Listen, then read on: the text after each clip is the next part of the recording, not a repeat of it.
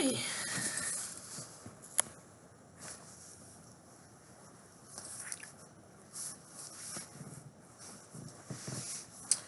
We are going to read now The Shoemaker and the Elves. So it's not that long. This is from the Book of Virtues that I read from in one of my readings a couple readings ago.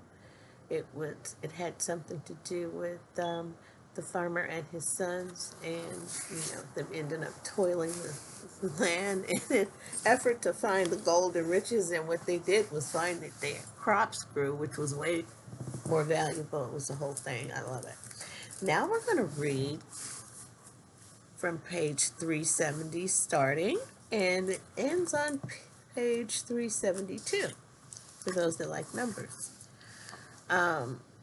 We're going to read The Shoemaker and the Elves, retold by J. Berg Eisenwein and Marietta Stockgard.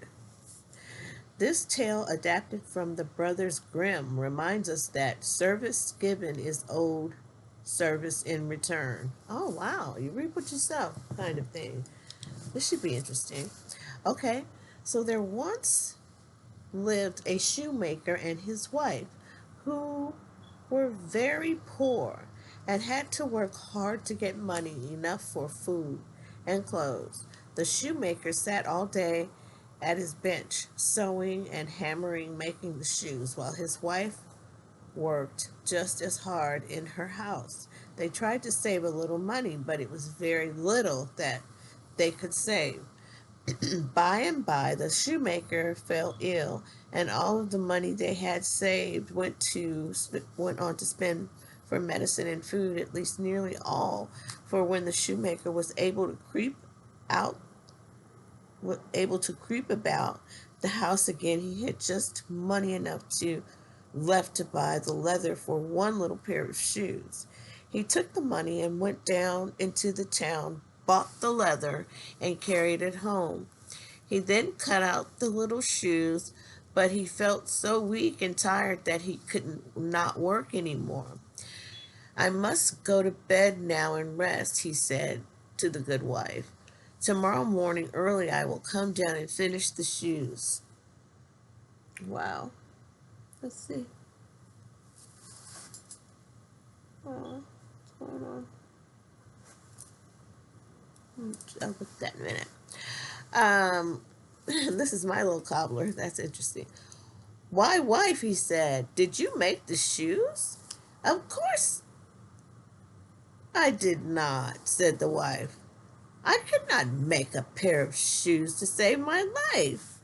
And she was just as surprised as he. They looked at the neat little stitches and wondered who could have made them. At last, the man set them in the window, hoping someone might come to buy them. Sure enough, they were scarcely in the window, and when a man came down the street and saw them, those are just the shoes I want for my little girl, he said. So he bought them and gave the shoemaker more money than he had ever had for a pair of shoes before. It was enough to buy leather for 2 pairs of shoes. So that day he went down into his work.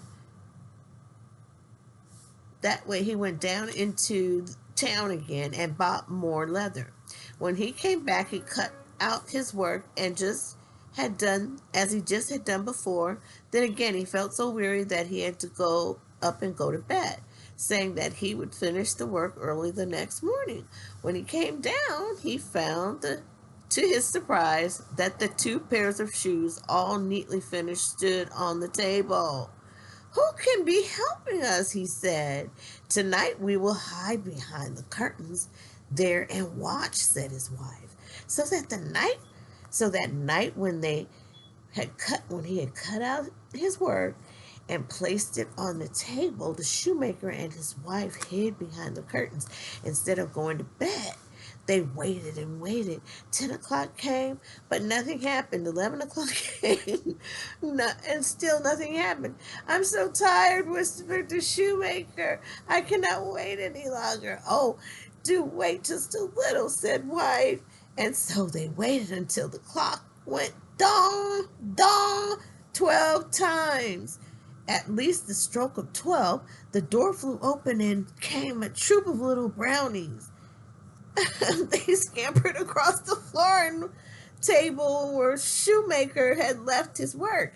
And when they began hammering and sewing and making little shoes, soon they were all finished and stood in a neat little row on the table. Then the brownies gathered up the scraps of leather for they were neat little elves, and they scampered off again.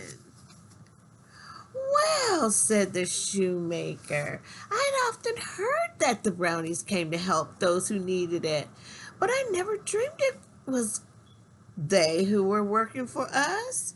Nor I, said the wife. But did you notice that the poor little things didn't have any clothes?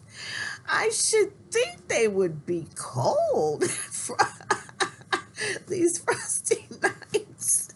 They have worked so hard for us that I think we should make them some clothes to keep them warm. I'll make them some little trousers, jacket, a coat, and I'll make them some shoes, said the shoemaker. Of course, they must have some stockings too, and some little stocking caps, said the wife. And so they set to work. They stitched and sewed and stitched and sewed, and took a long time and hard work to make so many little brownie suits. But the very day before Christmas, the last little suit was finished. Wow. On Christmas Eve, the shoemaker and his wife put the clothes and shoes on the table instead of the work. Then they hid behind the curtains again to see what happened. Just before they waited until the clock struck 12, then the door flew open, and in came the brownies. They ran over to the table and began looking for their work, but of course they did not find it. Presently, one brownie picked up a little pair of trousers. He had them up and looked at them. Then he popped one leg in and down into them, and then the other. And then the other brownies capered and laughed and struggled into pairs of trousers too. They put on the jackets and coats, the shoes and stockings. And then they pulled the funny little stocking caps down over their ears. You should have seen their big round eyes and heard their little giggles. Then they began dancing. It was such fun to hear their little shoes clatter, and then they danced and danced and danced. Finally, they put their hands on each other's shoulder and danced around the room and through the door and off. Oh, wow. When after a great many nights the brownies did not come back again, the shoemaker and his wife began wondering where the heck had they gone. Perhaps the elves are helping someone else who needs them, said the shoemaker. Of course I am well now, so we can work for ourselves. Perhaps he was right. For at any rate, the brownies never came back to the shoemaker's house. I love that story. Let's give it a round of applause, right? And thumbs up, thumbs up, thumbs up. Yay. I love it.